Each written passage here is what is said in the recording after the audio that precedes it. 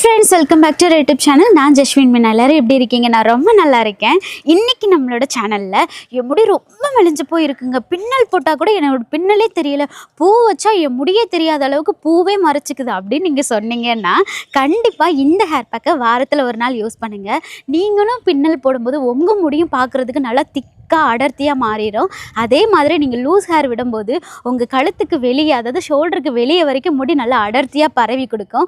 அந்த அளவுக்கு உங்களுக்கு நியூ ஹேர் க்ரோத்தையும் கொடுத்து முடியும் நல்லா திக்காக மாற்றி கொடுத்து உங்கள் முடியும் 2 கையில் சுற்றி இழுத்து பார்த்தா கூட உடையாத அளவுக்கு நல்லா ஸ்ட்ராங்காக மாற்றி கொடுக்கக்கூடிய ஒரு சூப்பரான ஹேர் பேக்கை இன்றைக்கி நம்ம ஈஸியாக ரெடி பண்ண போகிறோம். நம்ம போடுற ஒவ்வொரு ஹேர் பேக்குக்கும் ஒவ்வொரு பெனிஃபிட்ஸ் இருக்கும். அதே மாதிரி இந்த ஹேர் பேக்கை நீங்கள் ரெகுலராக யூஸ் பண்ணும்போது உங்கள் முடியும் பார்க்குறதுக்கு செம்ம ஷைனிங்காக மாறும்.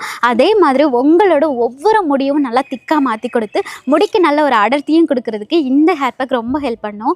இதை நீங்கள் யாரெல்லாம் யூஸ் பண்ணலாம் அப்படின்னா, முடி ரொம்ப மெலிஞ்சு போய் இருக்கிறவங்க, அடிக்கடி ஸ்ப்ளிட்டன்ஸ் வர்றவங்க, என்னோட ஹேரும் சீப்பு போடும்போது உடஞ்சி கீழே விழுகுது அப்படின்னு சொல்கிறவங்க எல்லாருமே வாரத்தில் 2 நாள் யூஸ் பண்ணலாம். இதை நீங்கள் தொடர்ந்து யூஸ் பண்ணிகிட்டே இருக்கும்போது ஒரு 2-3 மாதத்துலேயே உங்களுக்கு நல்ல சேஞ்சஸ் தெரிய ஆரம்பிக்கும். உங்களோட முடியும் பார்க்குறதுக்கு செம்ம ஷைனிங்காக மாறும்.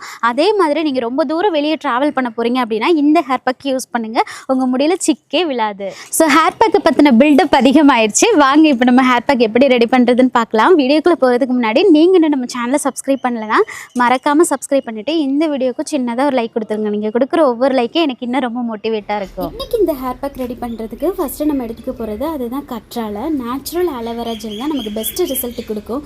ஏன்னா இதில் விட்டமின் இ மினரல்ஸ் இருக்குது.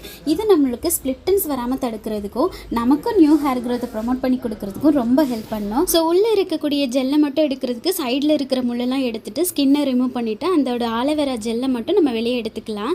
இந்த ஜெல்லை ஒரு பவுலில் சேர்த்துட்டு தண்ணி ஊற்றி நல்லா வாஷ் பண்ணி எடுத்துக்கலாம். நீங்கள் ஆலோவேரா ஜெல் எடுத்துக்கும் போது உங்களுக்கு ஸ்கேல்பில் இச்சிங்னஸ் இல்லாமல் இருக்கும்.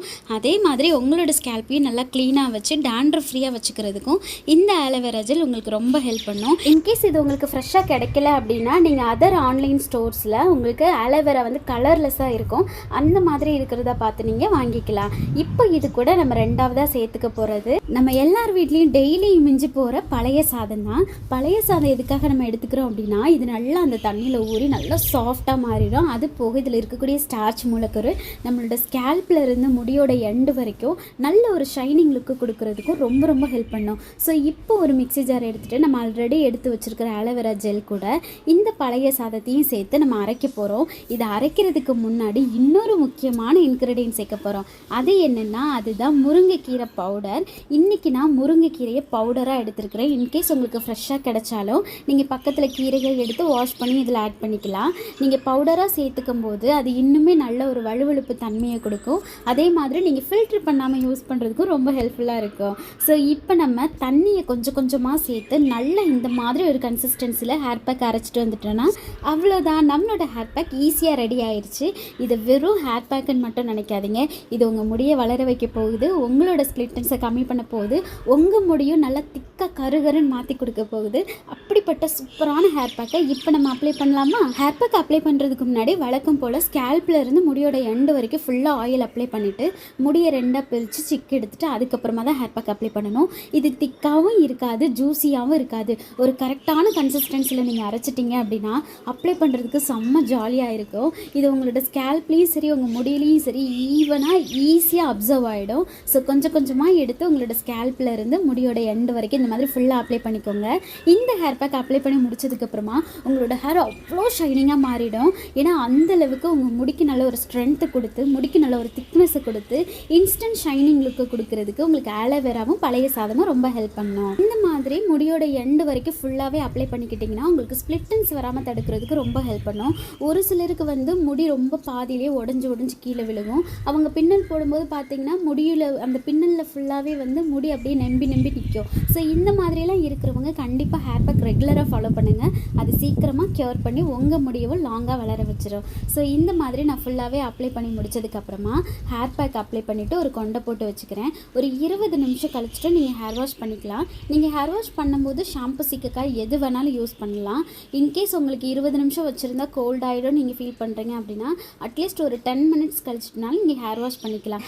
பட் ஹேர் பேக் போடாமல் மட்டும் இருந்துடாதீங்க, வாரத்தில் ஒரு நாளாவது ட்ரை பண்ணி பாருங்கள், செம்ம ரிசல்ட்டை நீங்களே பார்ப்பீங்க. அப்புறம் நீங்கள் ஹேர் வாஷ் பண்ணும்போது நம்மளோட ஜஸ்வின் மீனா ப்ராடக்டான கோகோனட் மில்க் ஷாம்புவும் வாங்கி யூஸ் பண்ணி பாருங்கள்.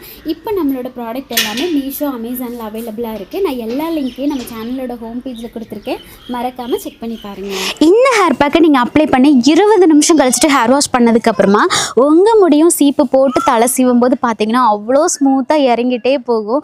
ஏன்னா இந்த ஹேர் பேக் உங்கள் முடியில் சிக்கும் விழாது, அதே மாதிரி உங்களோட ஹேர் ஃபாலையும் இன்க்ரீஸ் பண்ணாது, நல்லாவே உங்களோட ஹேர் லாஸை கண்ட்ரோல் பண்ணி கொடுக்கும்.